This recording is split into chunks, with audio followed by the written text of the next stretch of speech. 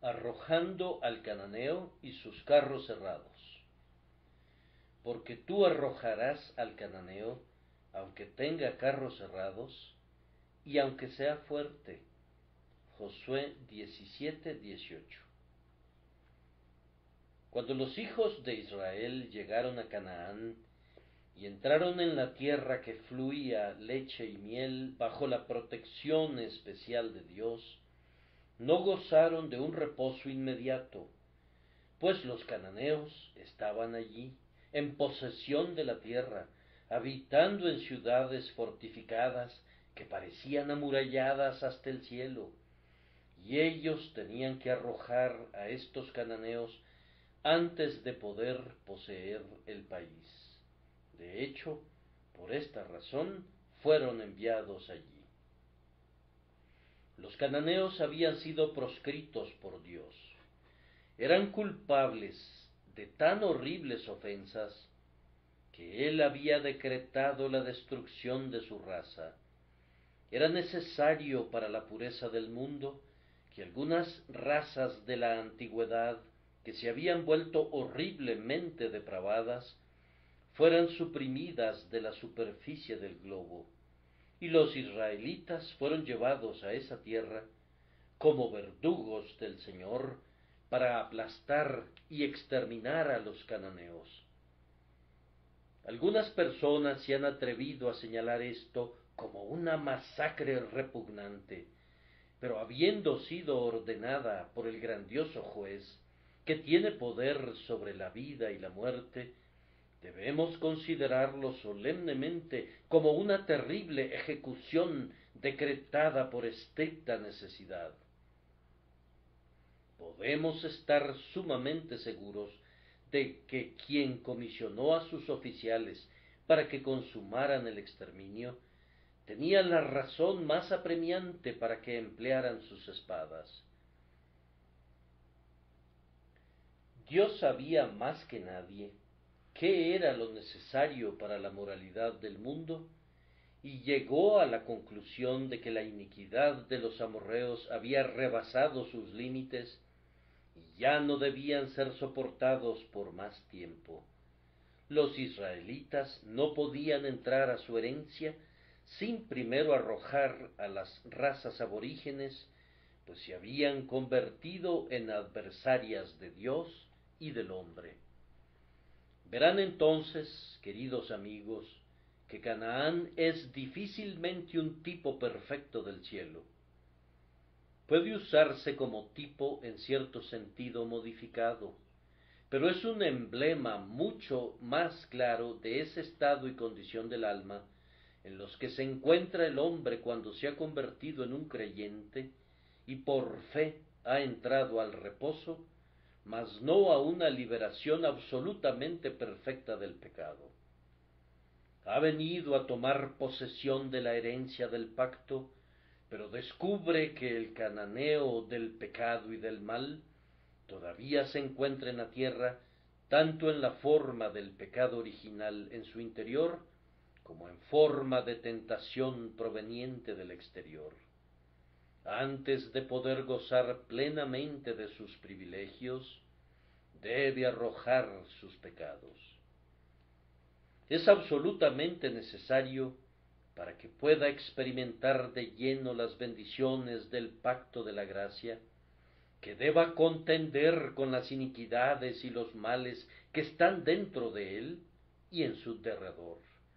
Debe arrojar a las diversas tribus de enemigos que, por largo tiempo, han morado en la tierra de su naturaleza. Sin duda, muchos jóvenes cristianos piensan que cuando han sido convertidos, la contienda armada llega a su término. No, la batalla apenas ha comenzado. No han obtenido la victoria, apenas se encuentran en el punto de partida. Han entrado en la tierra en la que tendrán que pelear y luchar y orar hasta obtener el triunfo. Esa victoria será suya, pero tendrán que experimentar agonías para alcanzarla. Quien los ha traído a esta condición no les fallará ni los abandonará, pero al mismo tiempo sólo serán capaces de ganar su herencia mediante recios combates y decididas pugnas. No se engañen con la idea de que podrán sentarse con tranquilidad, pues al verdadero heredero del cielo le sucede precisamente lo contrario. Me estoy dirigiendo a muchas personas que entienden el significado del combate espiritual, y escasamente necesito recordarles que son llamados a ser soldados en armas, y no ejércitos en posición de descanso. Hablo también a otras personas que todavía no entienden mucho acerca de la guerra, pero la vivirán muy pronto, pues la espada de los creyentes jamás descansa envainada por largo tiempo.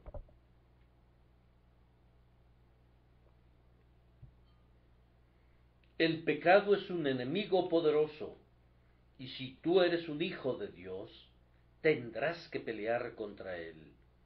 Si tú eres un heredero de la verdadera tierra de Canaán, has nacido primero a una herencia de guerra y luego a la vasta herencia de paz inquebrantable y eterna. La tierra del triunfo está en lo alto, no hay campos de batalla allá.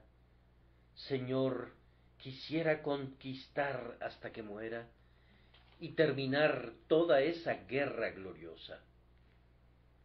Nuestro texto es una arenga a las tribus de Manasés y de Efraín. Josué les dijo: tú eres gran pueblo y tienes grande poder. No tendrás una sola parte.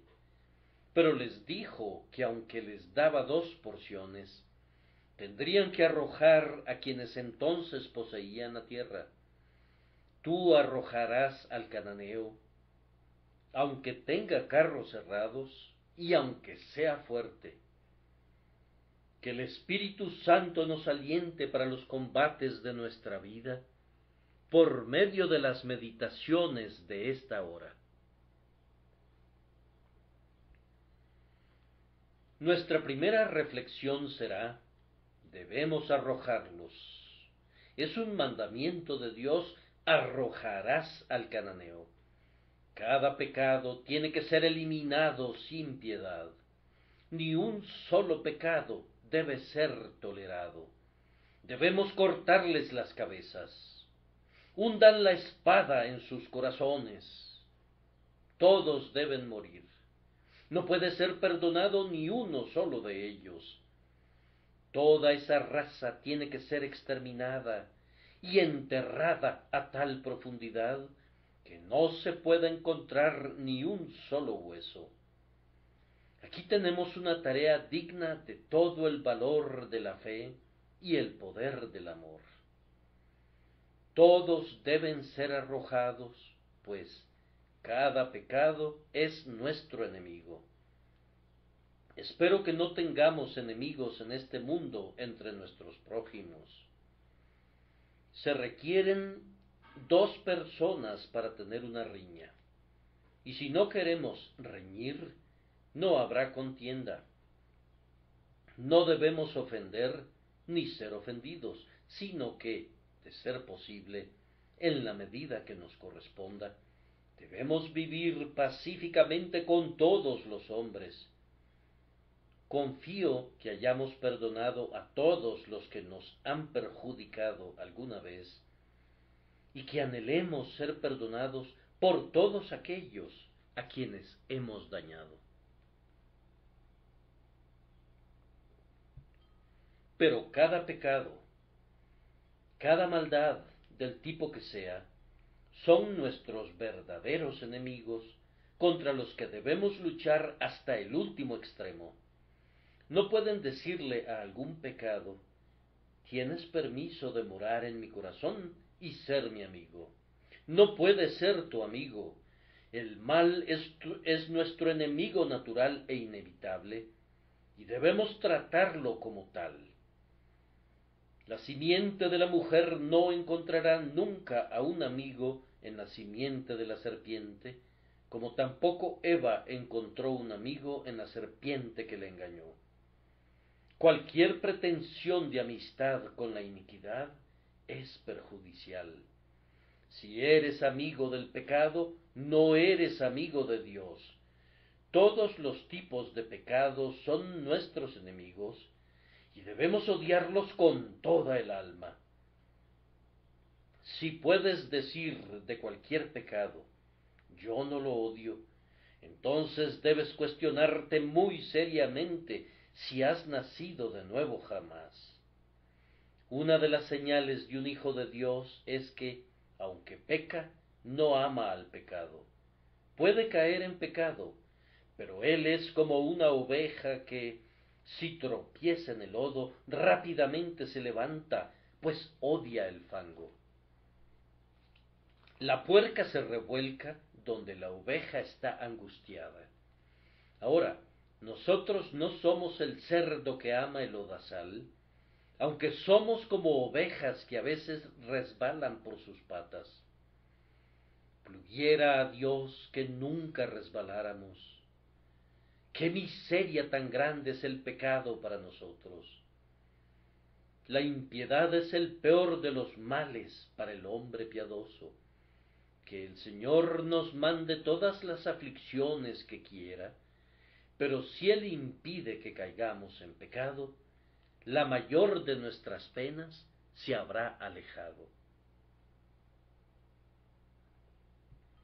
Cada pecado nos odia, y nosotros odiamos a cada pecado.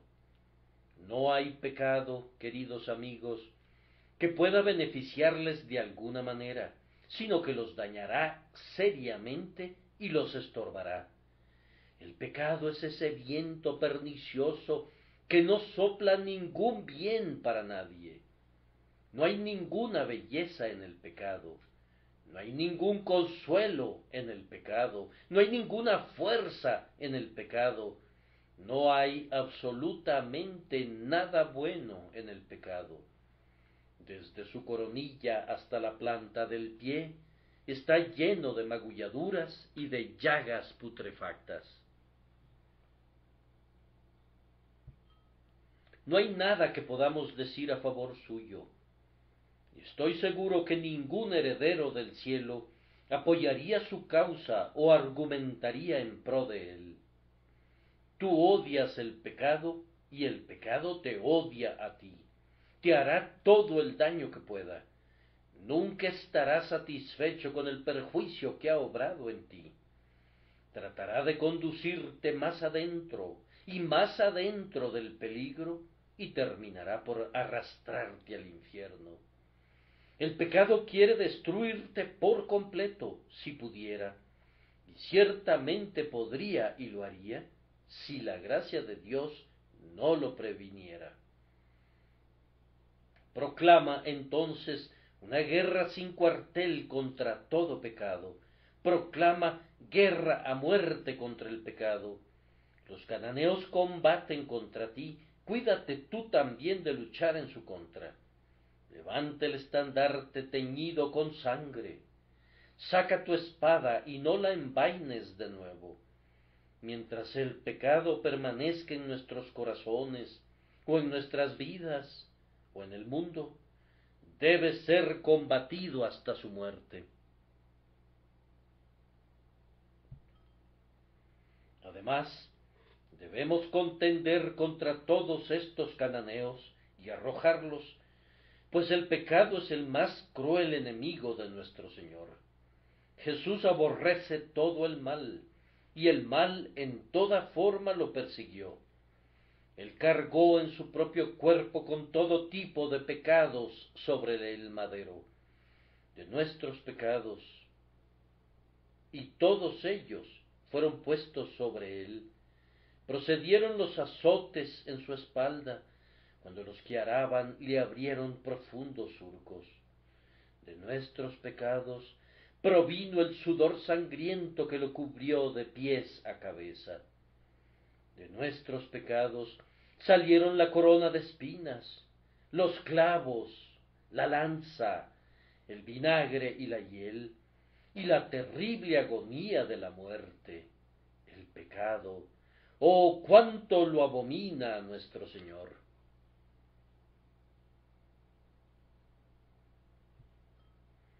Al quitar nuestro pecado, Él bebió de esa copa de la que, por un instante, comenzó a pedir: si es posible, pase de mí esta copa. El que no conoció pecado, por nosotros lo hizo pecado, para que nosotros fuésemos hechos justicia de Dios en él. Y fue esto lo que le produjo tal agonía. El pecado era para Jesús horror, tormento, muerte. Jesús aborrece el pecado con toda la fuerza de su santa naturaleza. Habiendo sido salvado por Jesús, ¿acaso no odiarás el pecado como Él lo hizo? ¿Habrá alguna persona aquí que guarde en su cajón, como un valioso tesoro, el cuchillo utilizado para asesinar a su padre? Nuestros pecados fueron las dagas que quitaron la vida al Salvador. ¿Podemos soportar pensar en ellas? Oh, que nuestras lágrimas se derramaran por el simple recuerdo de nuestra horrible conducta hacia nuestro Señor, a quien inmolamos por nuestros pecados, y que nunca, nunca, nunca toleremos ni una sola de nuestras iniquidades, pues ninguna es inocente del asesinato de nuestro bien amado.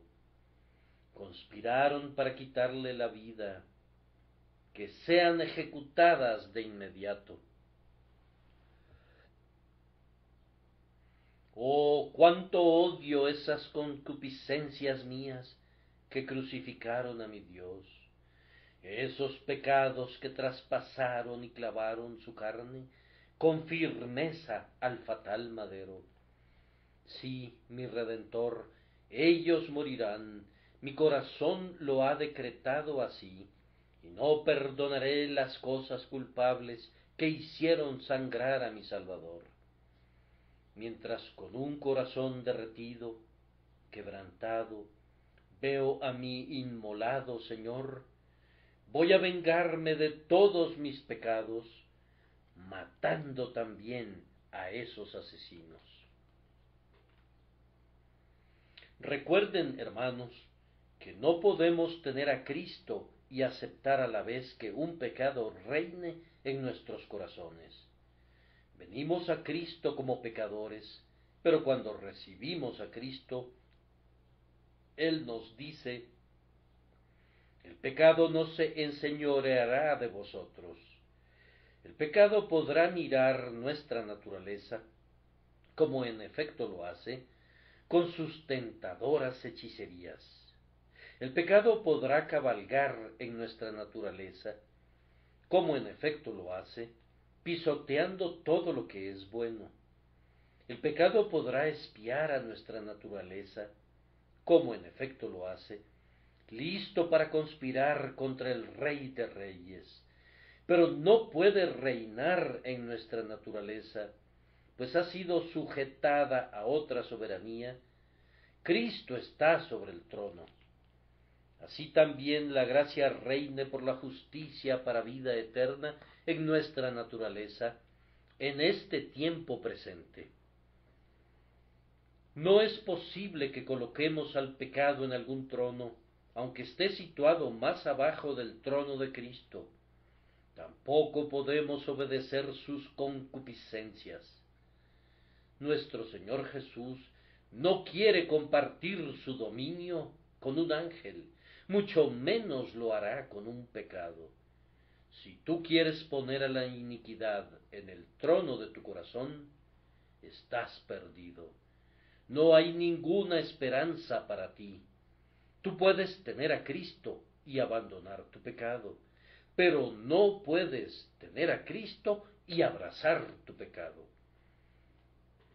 Cristo te ayudará a matar tu pecado, pero si dices, no, sino que voy a tolerar este mal, aunque luego agregues, ¿acaso no es muy pequeñito? Perecerás en tu iniquidad. Si tienes un pecado favorito que quieres guardar, Cristo y tu alma no estarán de acuerdo nunca. No podrá haber paz entre tú y Cristo mientras haya paz entre tú y el pecado, sin importar cuál sea ese pecado. He conocido a algunos hombres que han renunciado a la borrachera y cuando han firmado el compromiso han pensado, ahora soy alguien, y han practicado algún otro hábito tan malo como la borrachera. A mí me da mucho gusto verlos a ustedes que son abstemios, pero la abstinencia no los salvará. Los borrachos no pueden entrar al cielo, tampoco los mentirosos, ni los ladrones, ni los fornicarios, ni los incrédulos. Has arrojado a un cananeo, pero ¿qué pasa con el resto de ellos?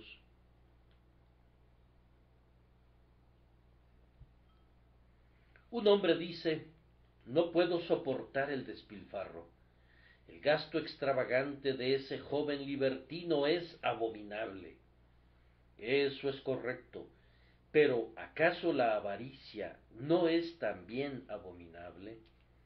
Yo no creo que vayas a gastar jamás demasiado dinero, pues eres un viejo y vil tacaño. Nunca serías tentado para que malgastes tu dinero, porque lo amas demasiado. La extravagancia no es lo tuyo, pero ciertamente puedes llegar a la ruina por la vía de la ambición y de la codicia, así como por el camino de la prodigalidad. La ambición puede ser un mejor vicio para tu bolsillo, pero no será nada mejor para tu alma cuando estés ante el tribunal de Dios. Un hombre aborrece la hipocresía, pero él mismo es cruel, duro y no perdona. Otro hombre no dice maldiciones jamás, pero miente con la velocidad de un caballo al galope. He conocido a un hombre que odia las mentiras y sin embargo se ha entregado a la lujuria. He conocido a otro hombre que ha sido perfectamente puro en cuanto al pecado de la carne, pero es tan orgulloso como el propio Lucifer, y el orgullo destruirá al hombre lo mismo que cualquier otra forma de pecado. El hecho es que todo el nido de pájaros inmundos debe ser arrojado al suelo. Todos los huevos del basilisco deben ser aplastados. Debemos orar. El ídolo más querido que he conocido, independientemente de cuál sea, ayúdame a derribarlo de su trono para adorarte únicamente a ti.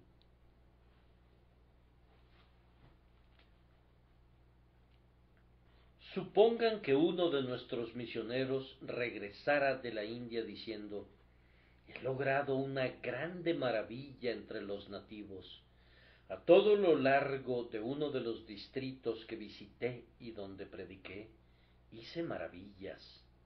Los encontré adorando a dioses hechos de barro procedentes del Ganges. Les mostré la insensatez de eso, y ellos destruyeron esos dioses hechos de barro. Algunos de ellos poseían dioses de madera, y los induje a que los quemaran a todos. Pero también tenían unos dioses muy hermosos, dioses hechos de mármol, y de oro, y de plata, y no tuve el valor de pedirles que los destruyeran. Eran muy artísticos y valiosos y venerables.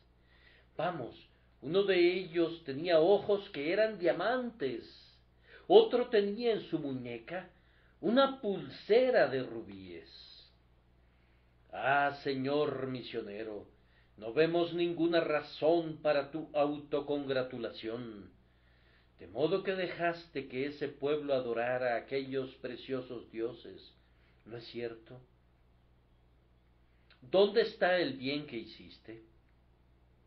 No lograste absolutamente nada. Adorar a un dios de oro es evidentemente una idolatría tan perniciosa como adorar a un dios de barro.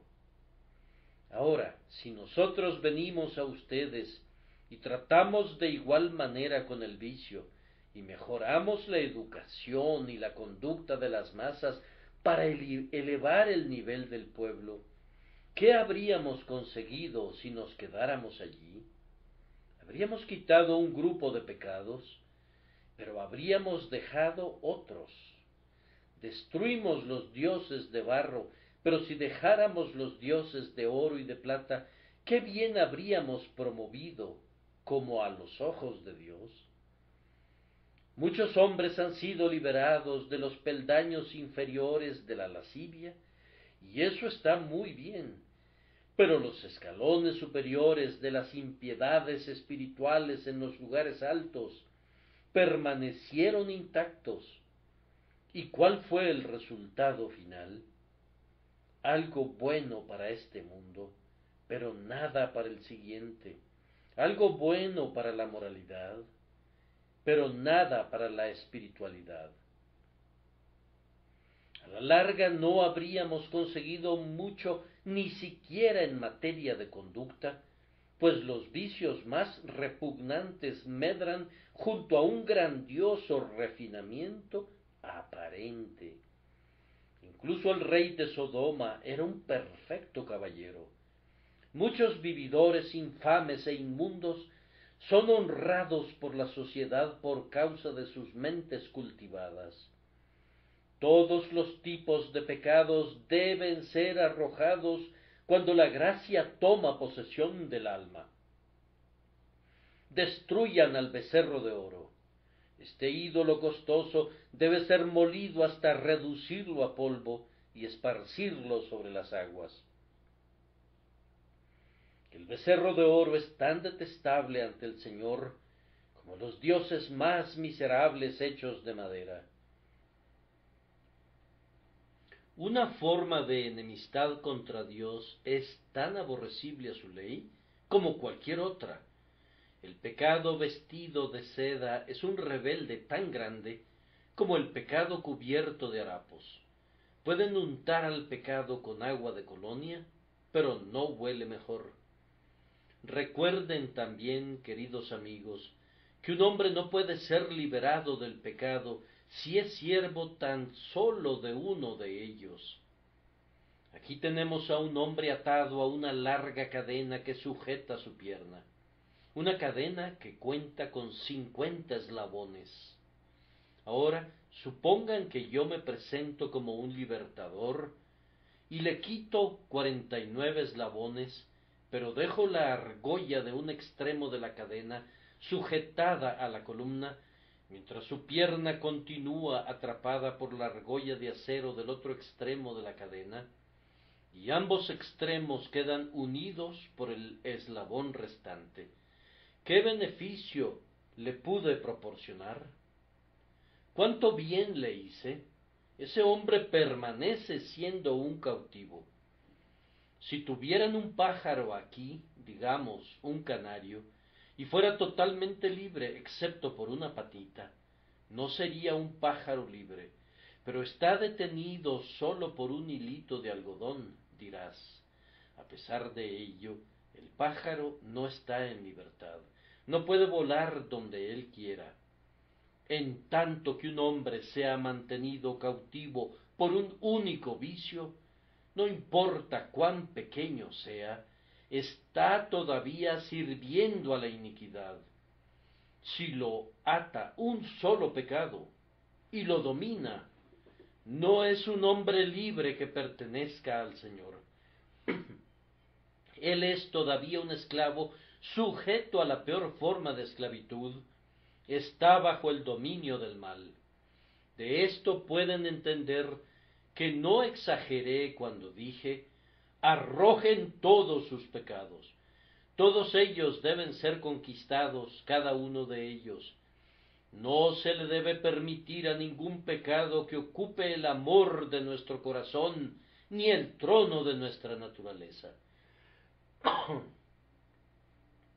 Hay ciertos pecados que, cuando comenzamos a combatirlos, son dominados con prontitud. Aquellos israelitas, cuando estaban en lo alto de las montañas y en los bosques, avanzaron con prontitud al país montañoso de los cananeos y los destruyeron. Pero abajo en la llanura, donde los caballos y los carros gozaban de suficiente espacio, los israelitas no sabían qué hacer.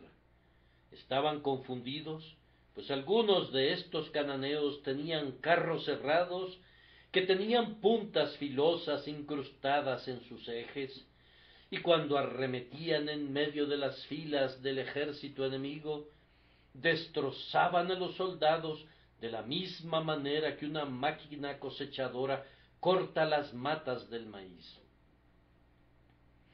Por un tiempo esto desconcertó completamente a los israelitas. Era un asunto terrible que tenía que ser analizado, y el miedo exageraba todavía más el poder de los carros terribles. El temor los volvía impotentes hasta que lograron cobrar ánimo, y cuando al fin se armaron de valor, descubrieron que estos carros no eran tan terribles como lo habían supuesto. Había formas de enfrentarlos y de dominarlos. Si Israel simplemente confiaba en Dios y cobraba valor. Cuando un hombre es convertido por la gracia divina, ciertos pecados suyos son sometidos de inmediato, alzan de pronto el vuelo para no regresar nunca. Después de hablar con miles de convertidos, difícilmente recuerdo haber escuchado a algún hermano que dijera que se le hizo difícil dejar de maldecir. A menudo he escuchado que la gente expresa sorpresa porque por años nunca habían expresado una sola frase sin decir una maldición. Pero desde el momento de su conversión, ninguna palabra profana ha escapado jamás de sus labios. Recuerdo a uno que dijo, habiendo sido un profano blasfemo del peor tipo, que algunos años después de su conversión, una cabeza de puerco rodó sobre su pie y se le escapó una mala palabra, por lo que casi se le partió el corazón, pero que durante toda su vida, desde su conversión, no recordaba que tal insensatez y pecado gloria sea dada a Dios. La cabeza de Goliat rueda por tierra, Sísara tiene una estaca metida por su sien, Eglón es apuñalado en el corazón. Los enemigos de Dios y de nuestras almas están muertos.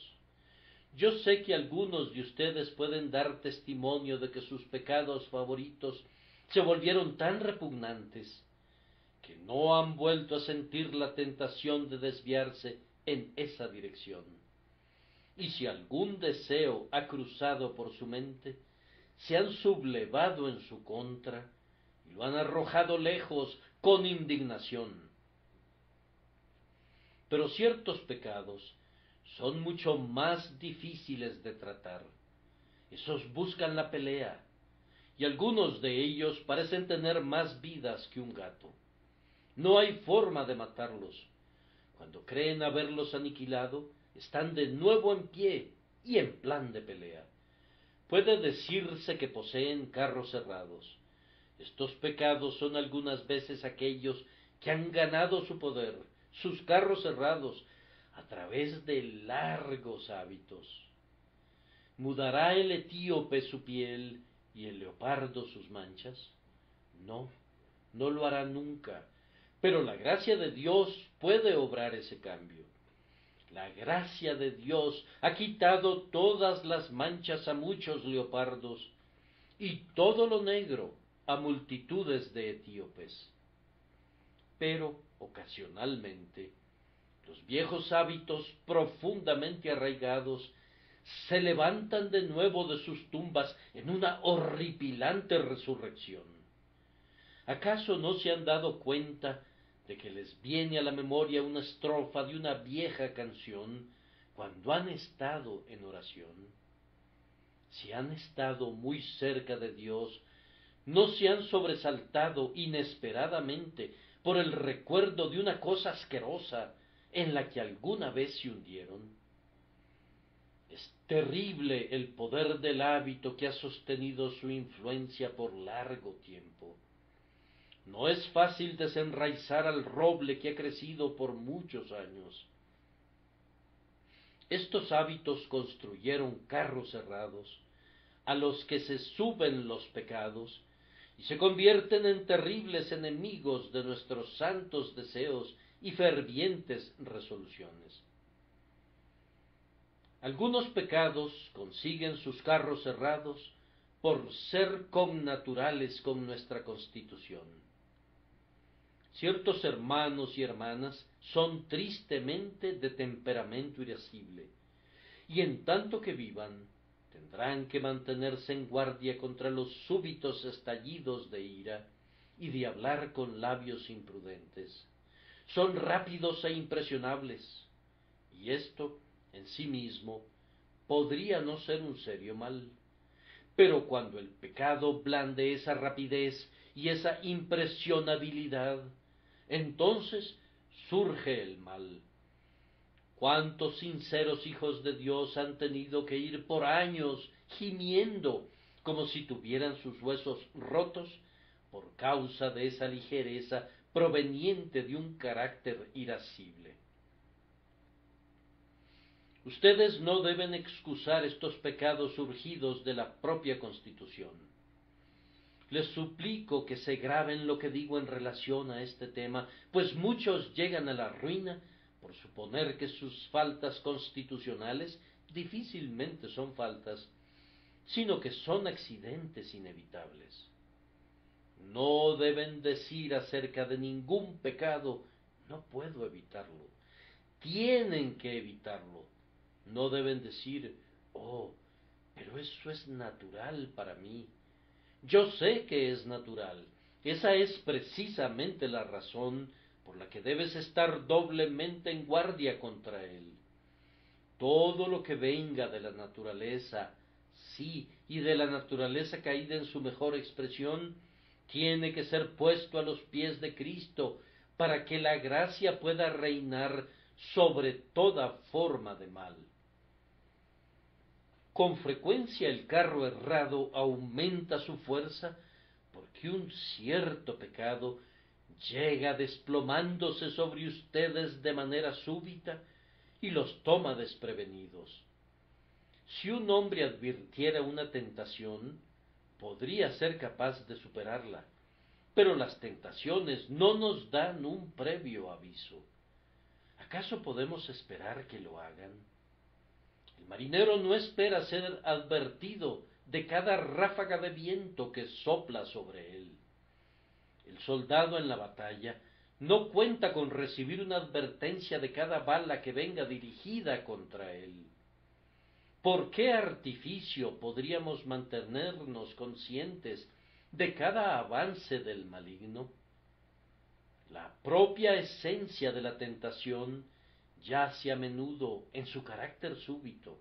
Somos alzados y sacudidos si no estamos siempre en alerta.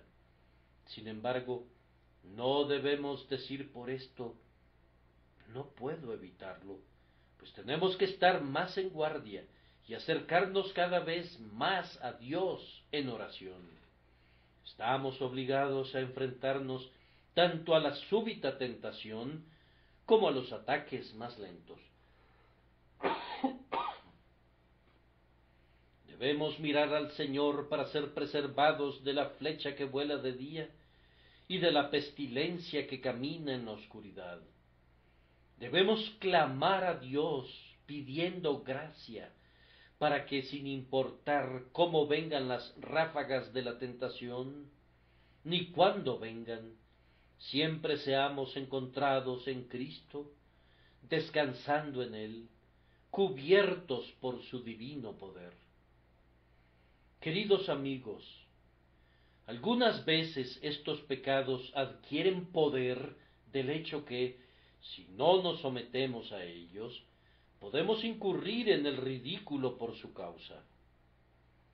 Muchos creyentes verdaderos que soportarían ser quemados en la hoguera no podrían resistir que se rían de ellos. Muchas personas son notablemente sensibles a la burla o al sarcasmo. Esa gente podría soportar ser flagelada, mas no ridiculizada. Así que los poderes de las tinieblas asedian con escarnios y burlas y mofas y desprecios. Estos son los carros cerrados para ellos. No dudo que nuestros amigos soldados, que van a ser bautizados esta noche, experimentarán tiempos duros en este sentido. Pido a Dios que los fortalezca en las barracas y que los haga semejantes a hombres protegidos por un blindaje que no pueda ser traspasado ni por espada ni por flecha.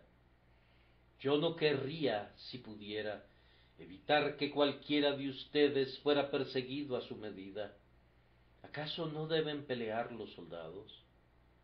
Yo detendría la persecución por causa del perseguidor, pero por causa de ustedes, que tienen que soportarla, no levantaría ni un solo dedo para evitarlo, porque la prueba es una educación que tiene un valor supremo. Nunca veremos campeones si no hay un combate. Hermanos, algunos de nosotros hemos vivido en guerra durante tanto tiempo que tendríamos un poco de miedo si estuviéramos libres de asedio por un rato.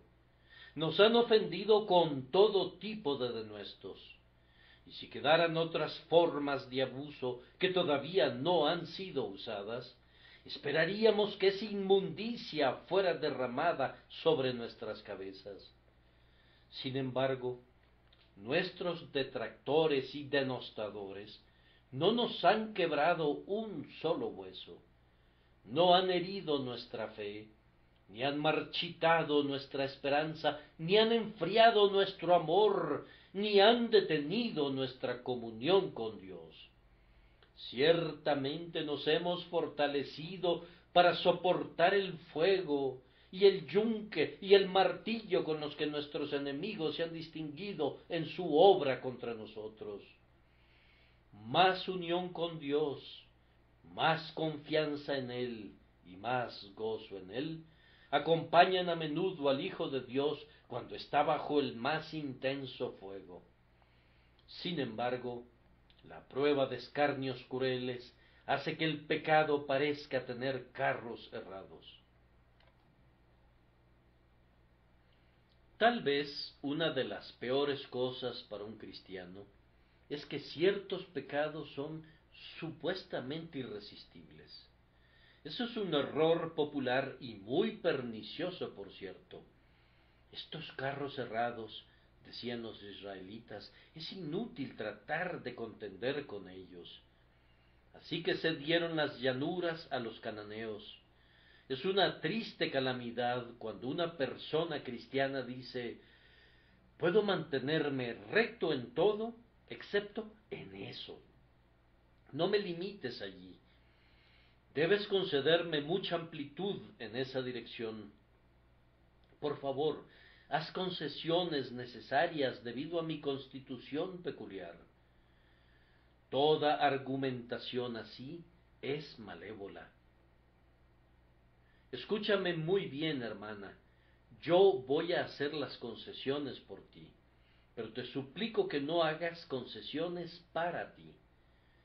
Hermano mío, yo te imploro, no te concedas licencia para pecar.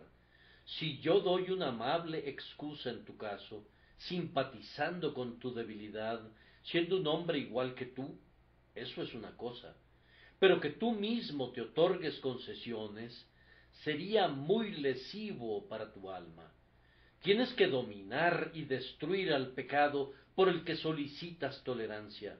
Fíjate bien en esto. No debes, no te atrevas a permitir que cualquier pecado se enseñoree de ti. Y si tú sabes que no te domina, no por eso aduzcas que puedes tolerarlo, sino que saca la conclusión contraria. Debido a que se ha enseñoreado de ti, concentra tu fortaleza entera en su destrucción completa. El pecado debe ser derribado, que no lo perdone tu ojo. El cananeo debe ser arrojado. Los mejores y los más hermosos de la raza deben caer por la espada.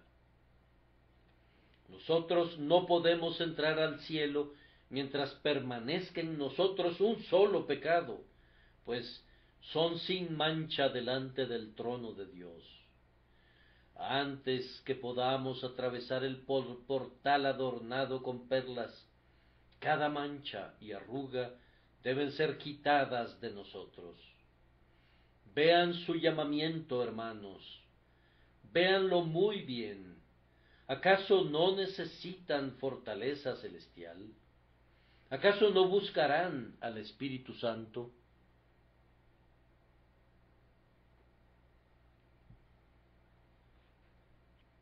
Ahora voy a referirme al segundo encabezado. Ya he dicho que debemos arrojarlos. El segundo encabezado es que ellos pueden ser arrojados. No estoy diciendo que nosotros podemos arrojarlos, sino que afirmo que pueden ser arrojados. Será un milagro muy grande, pero debemos creer en él, pues otras grandes maravillas han sido obradas. Observen primero que ustedes y yo hemos sido levantados de los muertos. ¿No es así? Y Él os dio vida a vosotros cuando estabais muertos en vuestros delitos y pecados. Si un muerto ha resucitado, entonces todo puede hacerse con ese hombre que ha recibido vida. No me digan que hay una mancha en el rostro del recién resucitado Lázaro que no pueda ser quitada. Yo no lo creo. No me digan que hay un dedo torcido que no pueda ser enderezado. Después de haber visto que el muerto vive, estoy seguro de que ese hombre vivo puede ser perfeccionado. El que pudo levantar a Lázaro de los muertos, puede hacer que le quiten las vendas, puede levantarlo más allá de sus imperfecciones y debilidades, y puede hacerlo apto en toda obra buena para hacer su voluntad. Puede hacerse. La resurrección de los muertos es la evidencia de que puede hacerse. También por el poder divino han sido conducidos a creer en el Señor Jesucristo. Si han creído en el Señor Jesucristo como resultado de la presencia de la gracia divina en sus corazones, ¿qué hay que no puedan lograr? La fe en el Señor Jesucristo es algo muy simple, dirán ustedes. Yo sé que lo es, pero aún así es la cosa más grandiosa que pueda tener el hombre. ¿Qué debemos hacer?, le dijeron a Jesús, para poner en práctica las obras de Dios. Y él respondió: esta es la obra de Dios.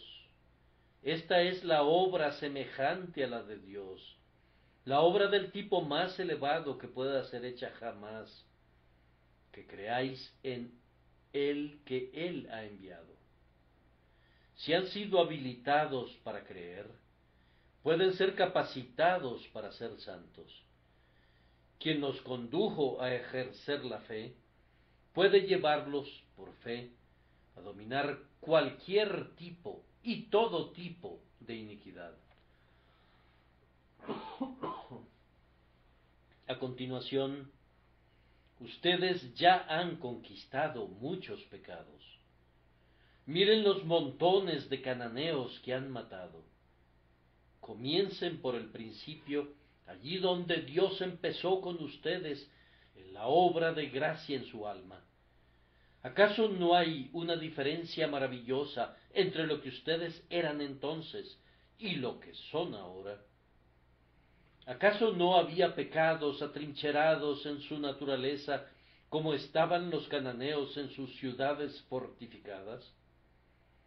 Pero Jericó se desplomó por completo.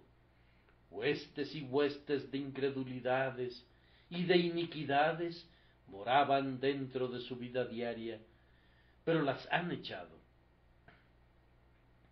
Por la gracia de Dios, ustedes han resistido la tentación y han escapado de las concupiscencias y han superado las dudas.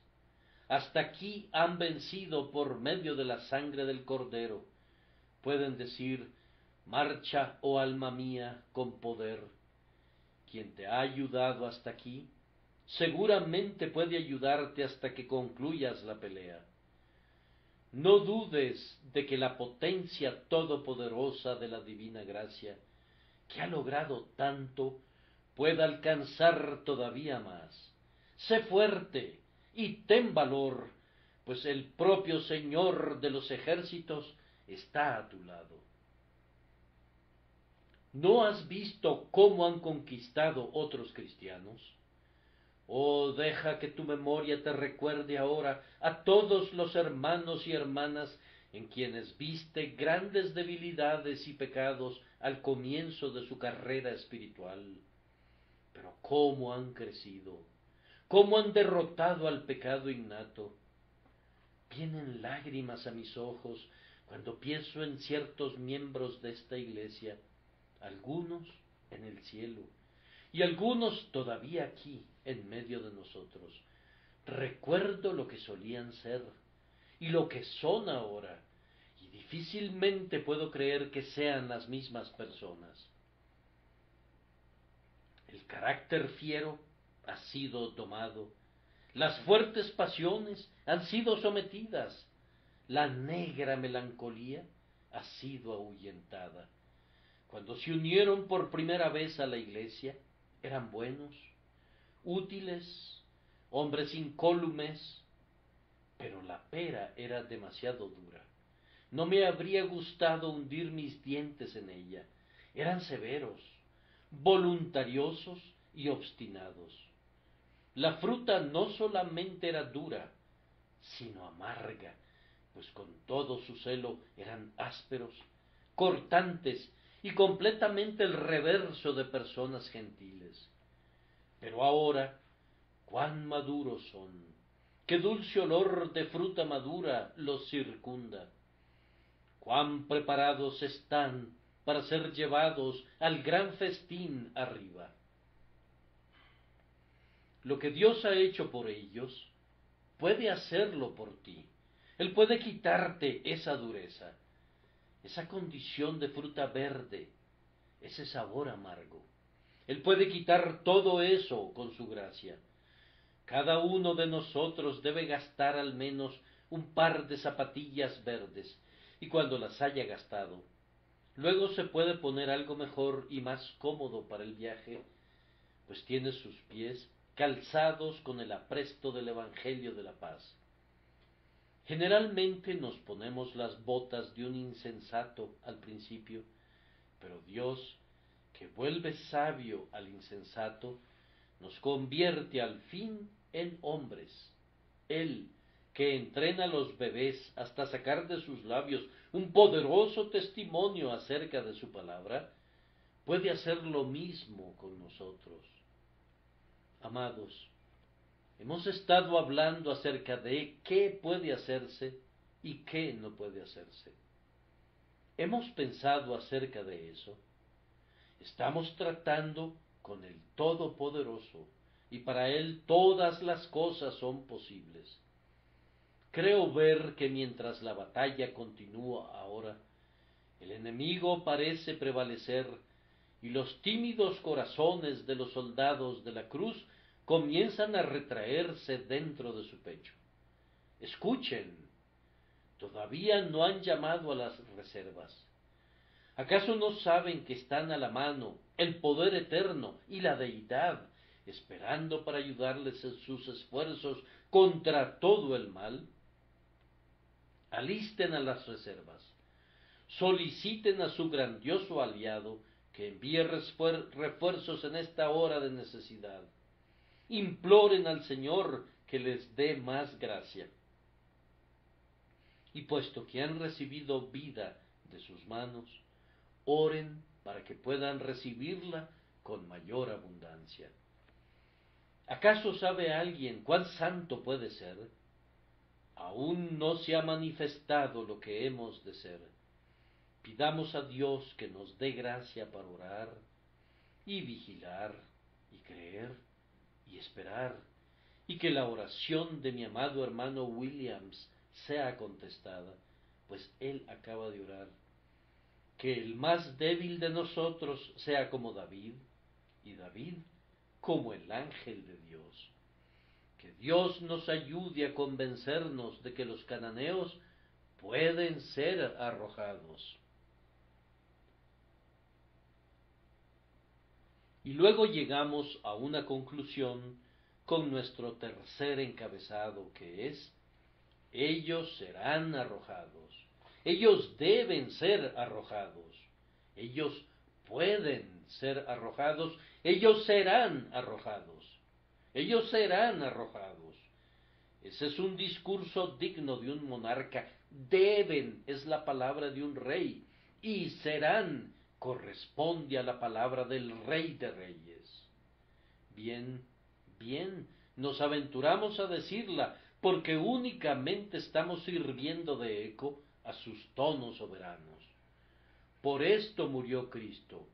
Él amó a la Iglesia y se entregó a sí mismo por ella, para santificarla, habiéndola purificado en el lavamiento del agua por la palabra, a fin de presentársela a sí mismo, una Iglesia gloriosa, que no tuviese mancha ni arruga, ni cosa semejante, sino que fuese santa y sin mancha. Cristo murió para salvar a su pueblo, no de algunos de sus pecados, sino de todos sus pecados. Su sangre preciosa limpia todo pecado. Su expiación perfecta asegura la perfección a sus santos. La muerte del pecado está garantizada por la muerte de Cristo. Oremos hoy fervientemente que el agua y la sangre que fluyeron de tu costado abierto sean del pecado la doble cura, limpiándonos de su culpa y de su poder. Hermanos, por esto vive Cristo, arriba en el cielo. Él intercede por nosotros, por lo cual puede también salvar perpetuamente a los que por él se acercan a Dios, viviendo siempre para interceder por ellos. El deseo de su corazón es que seamos guardados del pecado. Padre Santo, santifícalos en tu verdad, tu palabra es verdad. Él suplica eso, y aunque Satanás quiera poseerlos y cribarlos como trigo, ellos serán preservados. Cristo en el cielo es el modelo de lo que nosotros seremos, y no dejará de formarnos según su propio modelo. Un día seremos perfectamente conformados a su imagen, y entonces estaremos con Él en la gloria. El honor de nuestro Señor está comprometido a la presentación de todos sus santos en una pureza sin mancha a sí mismo en el día de su gloriosa boda. Por esto nos es dado el Espíritu Santo. Él no nos es dado para que simplemente venga a nuestros corazones y nos consuele en nuestros pecados, sino para liberarnos de todo mal y para consolarnos en Cristo Jesús. Él da vida, dirige, ayuda, ilumina, hace miles de cosas, pero principalmente Él nos santifica, Él viene al corazón para arrojar a cualquier otro poder que busque tener allí su dominio. Por el Espíritu vivo de Dios que mora en ustedes, como Dios en su templo, yo quiero exhortarlos a que clamen a Él, para que cada Dagón pueda ser derribado, cada altar de Baal sea destruido, cada becerro de oro sea molido y reducido a polvo. Oh hermanos y hermanas, de ahora en adelante nunca autoricemos un pase a ningún pecado para que venga y entre en nuestros corazones. No otorgaremos una licencia a ningún pecado. No tendremos ningún espacio donde el mal pueda hospedarse. No tendremos ninguna cama disponible para la iniquidad, ni le asignaremos una habitación, ni siquiera en el granero o en una dependencia accesoria. No digamos indolentemente, no puedo superar ese hábito pecaminoso. Claro que puedes vencerlo, debes vencerlo. No digas, voy a pintar la raya allí. ¿Realmente debo tolerar esa falta en particular? No la toleres, te arruinará. ¿Cómo te atreves a decir, debo beberme ese veneno? No lo toques. Oh, que el veneno de la iniquidad no se acerque nunca a tus labios, sin importar cuán dulce pueda parecer al gusto carnal. Este es el preciso objetivo del Evangelio que les predicamos, y habremos predicado en vano, a menos que ustedes estén esforzándose contra el pecado. El nuestro es un Evangelio santo, y si no los hace santos, no habrá hecho nada por ustedes. Este, en especial, es el significado de la ordenanza del bautismo, para la cual la pila está abierta ante ustedes. Uno de los significados del bautismo del creyente es que a partir de ahora ustedes son sepultados con Cristo, muertos a sus viejos pecados y resucitados con Cristo para que anden en vida nueva. ¿Qué farsa sería si ustedes vivieran todavía en pecado? Yo daría gracias a Dios por no bautizar a ninguno de ustedes, si los viera vivos para el pecado, como solían ser. Si ustedes y yo somos impíos, apuñalamos a la religión en sus partes vitales y asesinamos nuestra profesión de fe. Si decidiéramos en nuestras mentes que toleraremos cualquier pecado dentro de nosotros, en esa misma medida negaríamos a Cristo el trabajo de su alma. Nada contrista más al Espíritu de Dios que la impiedad, y nada agrada más a Cristo que ver que sus discípulos caminan tras sus huellas. Yo quisiera poder ser capaz de hablar más instructivamente sobre un tema como este, pero me hablo a mí mismo y siento el efecto de la verdad conforme la expreso. Yo pido que pueda hablar a todos los aquí presentes con resultados prácticos. No dudo que me estoy dirigiendo a muchos queridos hermanos que están mucho más avanzados que yo, y a ellos les digo, prosigan, queridos hermanos, de fuerza en fuerza, y que el Señor les ayude a hollar a todos los poderes de las tinieblas y salir airosos muy pronto. Pero también les hablo a otros que van más retrasados que yo, y lamento que así sea, pues yo estoy muy lejos de haber llegado, aunque prosigo a la meta con todo mi corazón. Si ustedes son hijos vivientes del Dios viviente, aférrense a aquella promesa, poco a poco los echaré de delante de ti. Si no pueden conquistar a todos los heveos y jebuseos hoy, al menos derriben a uno, y luego a otro, que la poderosa gracia de Dios, sin la cual no pueden hacer nada, les ayude a mantener la espada fuera de la vaina, apuntando al centro del corazón del pecado con la mayor fuerza que posean, hasta que el último pecado caiga muerto a los pies de Cristo, y ustedes sean perfectamente felices, porque Él los ha vuelto perfectamente santos. No hay miedo de permanecer todavía sobre esta tierra mancillada por el pecado, si han alcanzado una vez el punto de perfección. Este es un pobre mundo para las personas completamente santificadas. Dios no deja a su grano maduro en los cultivos por mucho tiempo. Se lleva las gavillas a casa, a su granero, cuando ya están listas. Nosotros pronto estaremos con Él donde Él está, cuando seamos hechos semejantes a Él.